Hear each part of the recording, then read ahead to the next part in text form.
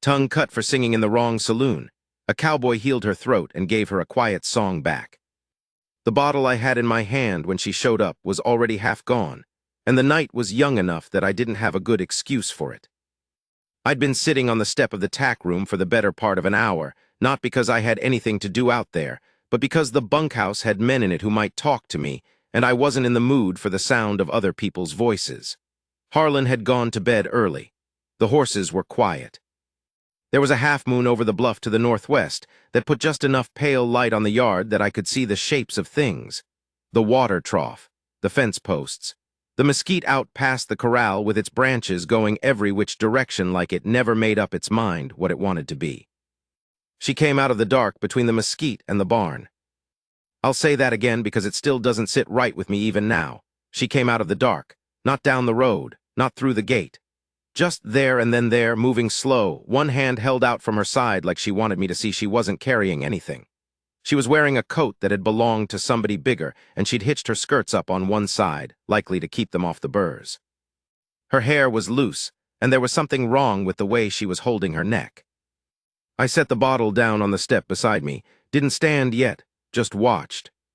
She stopped about 10 feet off and looked at me. Then she reached into the coat and pulled out a folded piece of paper and held it toward me. Her hand was steady. That was the first thing I noticed. Whatever had happened to her, her hand was steady. I got up and crossed the yard and took the paper, unfolded it in the moonlight. It said, "I need somewhere to sleep. I will work for it, I don't talk." The last 3 words had a line under them, pressed hard into the paper. I looked at her, she looked back. There was a bruise along the left side of her jaw, going yellow at the edges, which meant it was a few days old.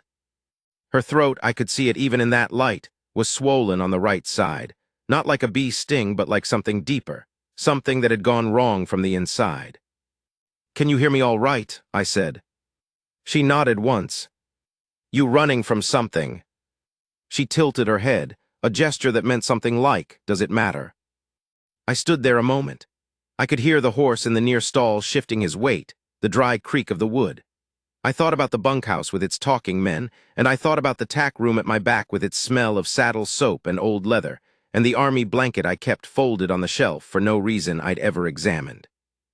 "There's a cot in the tack room," I said. "It ain't comfortable, stove works, there's a blanket." She nodded again. Then she pulled out the paper and wrote something on the back and handed it to me. It said Nora. I said Cal. She put the paper away and walked past me into the tack room like she'd been there before. "I want to tell you the whole of it, and I want to tell it true, which means I have to back up and give you the ground I was standing on when she came out of that dark. I was 58 years old and I'd worked that ranch, Harlan Pruitt's outfit, northeast of the Flats, for going on 11 years. Before that, I'd worked 3 or 4 others, and before that, I'd done a stretch that I don't talk about.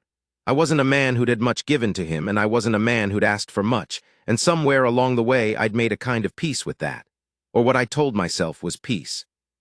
I had a wife once. Her name was Delia. We were married 4 years, and she died of a fever in the winter of '71, 2 months after we lost the baby, and I want to be honest with you, I never recovered from it. I kept moving. I kept working. I put one boot in front of the other for 17 years after that, and I got up every morning and did the thing in front of me, and I was not unhappy in any way that I let myself look at directly. But there was something that I'd stopped expecting. Not love exactly, more like being known, being the man someone was glad to see come through the door. I'd stopped expecting it the way you stop expecting a particular kind of weather. It isn't grief after a while, it's just the way things are. So I was sitting on that step with my bottle, which I did 2 or 3 nights a week, but not every night. I want to be clear about that. And I was looking at nothing in particular, and that is who I was when Nora walked out of the dark. She slept 3 days. Not sick sleep, not the fever kind, the sleep of a person who has been awake past the point where sleep is possible and the body finally just quits. I brought her food twice a day and left it outside the tack room door, and it was gone when I came back. On the second day, she came out in the morning and walked to the pump and washed her face and hands. She was wearing the same clothes. I was splitting wood by the fence, and I looked up and nodded, and she nodded back, and that was the whole of it. On the third day, she came out and picked up the other axe that was leaned against the fence and started splitting alongside me. I said, "You don't have to do that." She gave me a look, the kind that says, "I know I don't have to." so we split wood together for an hour and a half without speaking a word. Turned out she knew what she was doing. Her form wasn't right. She was using her arms too much, not enough hip. But she connected clean, and she didn't slow down, and I found myself glancing over at her every so often in a way that wasn't about supervision. When the pile was done, she went and got the piece of paper from her coat pocket. She wrote, "What do you need done today?" Not a question, a statement. I put her on the tack, cleaning, oiling, checking the stitching on the bridles. She did it without being shown twice, and she did it right. By the end of the week, she was the one who noticed that the stitching on the gray's left rein was working loose, which would have become a problem on the trail, and I'd looked right past it. I told Harlan she was a widow passing through who'd asked for work. He looked at her throat and looked at me and didn't say anything else about it. The first time I understood what had been done to her was about 2 weeks in. She'd been humming. I hadn't registered it at first. It was so quiet it barely cleared the sound of wind and horses. But one evening I was checking the shoe on the bay and I heard it and I stopped and listened. It was low and broken, the sound of it. Not broken like she was crying. Broken like a wheel that's cracked through. It could still turn, but you could hear where the damage was. The melody, it took me a moment to place it, and when I did I went still. It was a hymn. Not one I knew the words to, but one I'd heard in a church in Abilene years back, and I remembered the sound of a congregation singing it, all those voices together, and the sound coming out of Nora in that stall was like the shadow of that. She didn't know I'd heard. She stopped when the bay shifted and the moment closed. I finished with the shoe, and I didn't say anything. But I thought about it. The swelling in her throat that first night had gone down some, but there was still a thickness to it, and she touched her neck sometimes without seeming to know she was doing it, the way a man touches an old scar. She didn't talk, not wouldn't, but couldn't, at least not above a breath, and she never tried to. She had maybe 6 or 8 written-out phrases that covered most of what needed saying, and for the rest she used her face and her hands, and she was good at it, better than most people are with all their words. I started to understand that she'd had a voice once, a real one, not just talking voice, but the singing kind, the kind people come to hear. And someone had taken it from her. I won't claim I knew the whole story for a long while. It came out in pieces on the paper over weeks. She was careful about it, and I didn't push. What I got was this. She'd been singing at a saloon in a cattle town I won't name here. Not a fancy place. A working place, beer and fiddle music and cowboys blowing off 3 months of trail wages on a Saturday night. She'd been there 2 seasons and had made something of a name in that one particular valley, which wasn't a big thing, but it was hers. People came to hear her. There was a man who ran another operation out of the same town. He didn't own the saloon, but he had an interest in controlling what happened in it, and Nora's singing had been drawing men away from his tables on the nights when she performed. He sent word that she should come sing at his place instead. She said no. He sent word again. She sent the same answer. What happened next she wrote on the paper in small, even letters, and her hand did not shake, and I think that steadiness cost her more than I could measure. She'd been walking back to her room after a late set. 2 men came out of an alley. They held her, and the man, the one she'd said no to, stood in front of her, and he told her she'd been singing in the wrong place. Then he did what he did. She wrote, he said if I couldn't choose whose music to make, he'd choose for me. I sat with that for a long moment. I said, did you go to the law? She wrote he was half the law. I said, where is he now? She wrote, I don't know, I left. I've been leaving for 3 weeks. I looked at her. She looked back at me, steady as she had been that first night in the yard, steady in the way of someone who has decided they are not going to be broken by this particular thing, has decided it the way you decide something with your teeth together and your eyes open and no ceremony about it. I didn't say anything for a while. Then I said, you don't have to keep leaving. She looked at me for a moment, and then she wrote something and folded the paper and put it in her pocket. She didn't show me that one.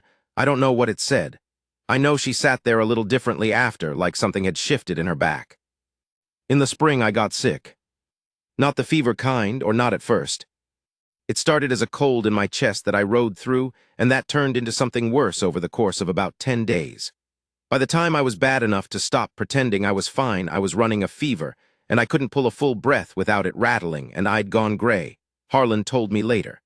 He said I looked like a man who'd already started checking out. I remember being in my bunk and not caring much what happened. That's the honest truth of it. I'd been a man going through motions for a long time, and the illness had stripped away the effort of going through them, and what was left underneath was just quiet, and it wasn't the peaceful kind. Nora moved her cot into the bunkhouse. Harlan and the other men had gone to drive some cattle down to the rail depot, 3 days' ride. She moved the cot in herself. I know because I heard the scraping of it, and I opened my eyes and she was dragging it through the door, and I tried to say something about it, and she pointed at me and then made a flat motion with her hand that clearly meant, "Lie back down." I lay back down. What happened over those 5 days is partly clear and partly not. I know she kept a fire in the stove. I know she made something broth, I think, out of whatever was in the kitchen, and got it into me the way you get food into a man who isn't interested in eating, without fuss, without discussion, just the bowl appearing and the expectation that you deal with it. I know there were nights when the fever was bad and she sat on the cot with her back against the wall and her knees up and she was just there. Not hovering, not anxious, just there. There was one night that I can see plain. I'd come up out of something bad, some sweating half-dream about Delia and the baby in the winter of '71, and I was disoriented and my hands were shaking and I couldn't get my breath right. Nora was awake. She moved off the cot and came over to my bunk and she put her hand on my chest, not soft, not patting, just flat and firm and warm, and she looked at me and she didn't look afraid and she didn't look sorry for me. She just looked at me. Like, "You're here," like, "I see you." I put my hand over hers. We stayed like that until my breathing evened out. She didn't move away after. She sat on the edge of my bunk with her back straight and her eyes on the window, and I fell asleep with her hand still under mine. In the morning when I woke up, she was on her cot, and the fire was stoked, and there was broth on the little table beside me. I didn't say anything about it. She didn't write anything. But something between us had changed in the way that things change when two people have been through a dark night together and came out the other side, and there's no reason to name it and no ceremony for it. It's just different now. I got better slow. 2 weeks before I was on my feet for more than an hour at a stretch, and even then I tired fast. She did my work without being asked, and she did it well enough that Harlan didn't complain, which was about the highest form of praise I'd ever heard him come out with. I sat in the sun in the afternoons when the weather allowed, and I watched her work, and I tried to figure out what I was feeling and mostly came up empty, not because I wasn't feeling anything, but because I'd been out of the habit of examining it. One afternoon she came and sat down on the fence rail beside where I had my back against the post. She had the paper. She wrote something and tore off the strip and handed it to me. It said, "Why are you still here? On this ranch, you could go somewhere." I turned that over. It wasn't unkind. She was asking something real. I said, "I got nowhere particular to be." She gave me a look that said, "That's not an answer." I said, "I had a wife, long time ago. After that I kept moving and then I stopped moving and this is where I stopped." She wrote, "Do you like it here?" I thought about it. I said, "I like the horses. I like Harlan well enough. The work suits me." She wrote, "That's not the same as liking it." No, I said, "I suppose it wasn't." She wrote something else, slower this time. Took her a moment. She handed it to me. It said, "When I was singing, really singing before, it wasn't that I liked where I was. I liked what I was doing and I liked that other people could feel something from it. That was the thing, not the place." I read it twice. I said, "I expect that's right." We sat there a while. The afternoon was going down behind the hills, and the sky was getting that flat gold that only lasts about 20 minutes before it's gone. The horses were coming to the fence on their own, just looking at us. I said, "You still hum." She went still for a second, then she looked at me sideways. I said, "I heard you in the barn a while back, with the bay." She looked at the horses. There was something in her face that I recognized because I'd felt it myself, the exposed feeling of being known for something you hadn't offered up. I said, "It sounded like music." She didn't write anything for a bit. Then she wrote, "It doesn't sound like it used to." I said, "No, but it's still yours." She sat with that. The gold light went off the hills and left that soft blue-gray in its place. After a while, she wrote one more thing, passed it to me, and then got up and went back to work, and she didn't look back. It said, "Thank you for not being sorry for me." Summer came on like a fist. The work got harder with the heat. There's a stretch in July on those flats where the ground goes hard as iron, and you spend half your time just keeping the animals watered. I was back at full strength by then, or close enough to it that I stopped noticing the difference, and Nora had settled so thoroughly into the work that Harlan put her on wages.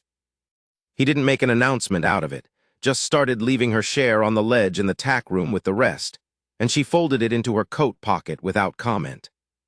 She'd stopped keeping the paper on her as much. Not because she had any voice back, she didn't, not speaking voice, but because she and I had gotten to the point where we mostly didn't need it. I knew what she meant when she looked at the sky a certain way. She knew when I'd gone quiet because I was thinking versus when I'd gone quiet because something was wrong. There was a shorthand between us that I couldn't have explained to anyone else and didn't try to. I started to notice that I was looking for her in the mornings, not looking for her the way you look for a tool you need. Looking for her the way you look for something that has become part of the shape of your day, something you didn't used to have, and now you don't know quite what the day looks like without it. That scared me some. I'll be honest about that, too. I'd been a man who'd kept his edges clear, who'd known exactly where he ended and the air began, and it had kept me from getting hurt in the way that certain kinds of hurt can follow a man all the rest of his days. And here I was, 58 years old, with a scarred throat and a paper, and a woman who hummed broken hymns to horses in the dark, and I could feel something happening that I didn't have a name for and wasn't sure I wanted to name. She noticed, of course she noticed everything. One evening after supper she came and found me by the corral where I was doing nothing much, just standing with my arms on the top rail watching the horses settle for the night. She stood next to me. We were quiet for a bit. Then she wrote on the paper and handed it to me. It said, "You've gone away somewhere this week." I said, "I'm standing right here." She gave me the look. I said, "I'm trying to figure some things out." She wrote, "What things?" I said, "You know what things." She looked at me for a long moment. Her face in the evening light was still and direct, the way her face always was, not hiding and not performing. Then she wrote something and held the paper toward me. It said, "I'm not leaving."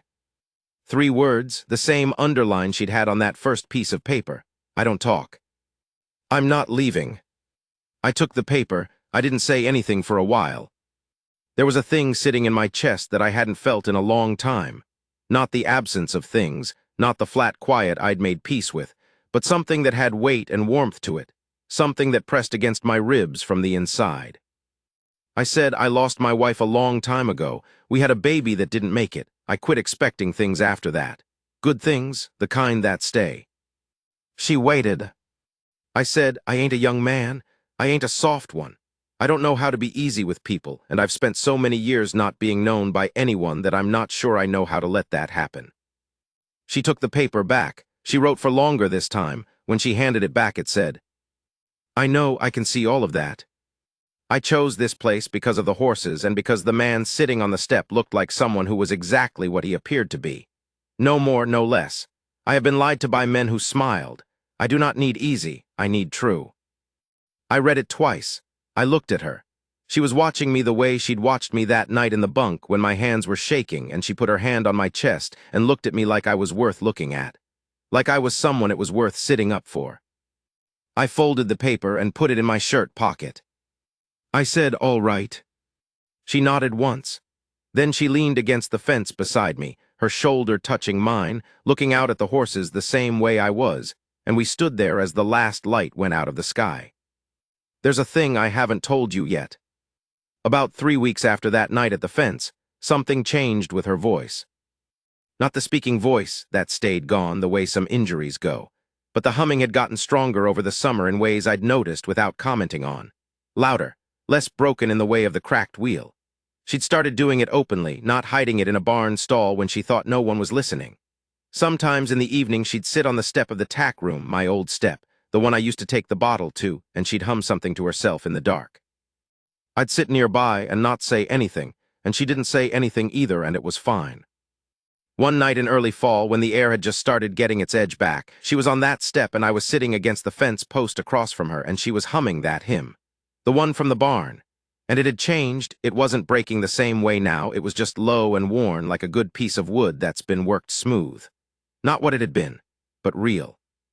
And then she did something she hadn't done before.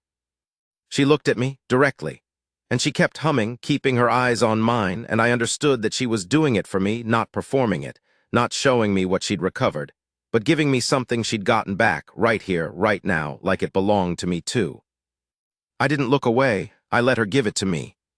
When she stopped there was just the night and the horses, and the first cold breath of October coming over the bluff. After a while I said, "That was something." She reached into her coat and wrote on the paper and handed it to me. It said it was yours too. I sat with that for a long time. The winter came down hard. Snow before Thanksgiving, which was early even for that country, and it stayed. We lost 2 calves and one of the older horses had to be put down, and there was a stretch in January where it was just work, the brutal kind, the kind that you do with your head bent and your hands busy and you don't think about what's beyond the next 24 hours. Nora worked that stretch the same way I did, without complaint, without display. She was good in hard conditions, not cheerful about it, not pretending it was fine, just steady. That mattered. There was a morning in February, the coldest morning of the winter, where I was breaking ice on the water trough before dawn, and I could hear her behind me filling the feed buckets, and the sky was the color of a bruise, and the cold was the kind that gets into the seams of your coat no matter how you pull it. And I straightened up and looked out over the yard, and there was the mesquite, the same mesquite with its arms going every direction, and there was the trough and the fence posts, and the pale nothing of the snow-covered flats beyond, and it was all the same as it had been the night she walked out of the dark. Except she was in it. I don't know how else to say it. The same yard, the same cold, the same old man breaking ice before sunrise. Except she was behind me with the feed buckets, and the cold didn't sit the same way when she was in it. I turned around. She was looking at me. Her breath was a small cloud, and there was frost on the collar of her coat. I said, "You all right?" She made the face that meant, "Of course I'm all right, you already know that." I said, "I'm glad you're here." I hadn't said anything like that to anyone in a long time, maybe ever. The words sat strange in my mouth, and I wasn't sure they'd come out right, and they didn't come out smooth. But she heard them. She looked at me for a moment, and then she came and stood beside me and put her hand on my arm, just above the elbow, the way you hold onto something you mean to hold onto. We stood there in the cold yard with the last dark going out of the sky, and the horses behind us were moving, and somewhere off on the flats there was a bird making noise in the gray, and her hand was on my arm, and my arm was at my side, and neither of us moved. I'll close with this, because it's where the story ends, or where it stops needing to be told. It's spring now, the second spring since she walked in. The mesquite has that flush of green on it that only lasts a week or 2 before the sun bakes it back, and the horses are running in the near pasture because they can, because the ground is soft again, because it's warm enough. Nora is in the barn. I can hear her from here. She's humming. It's not the hymn today, it's something else, something I don't recognize. Her voice is what it is now, lower than it was, worn at the edges where the old damage lives. But it moves through the morning air, and the horses lift their heads when it comes near them, and I am sitting on that same step with my coffee going cold in my hand. I'm not a man who looks at his own life and takes stock of it. I never was, but I'll tell you this. I was a man who stopped expecting to be known, who decided without ceremony and without much grief that that chapter was closed. 17 years of closed chapters stacked up clean. She came out of the dark with a piece of paper and a steady hand, and she stayed. That's all she did. She stayed through the fever and the February cold and every silent morning, and I did not make it easy for her, and she did not need me to. I know what I am. I know what I'm worth. I know it because she has shown me, not with declarations, but with the plain fact of still being here, with a hand flat on my chest in the dark, with 3 words underlined, with a hymn given in the night like something that belonged to both of us. She couldn't give back what was taken from her, but she found her way to something new inside the loss, something quieter and more worn and more hers for having been fought for, and she brought it to this yard, and she brings it every morning, and I get to hear it. I don't have a word for what that is. I've got a cold cup of coffee and an old step and the sound of her in the barn, and that's plenty. That's more than plenty. That's the whole of it.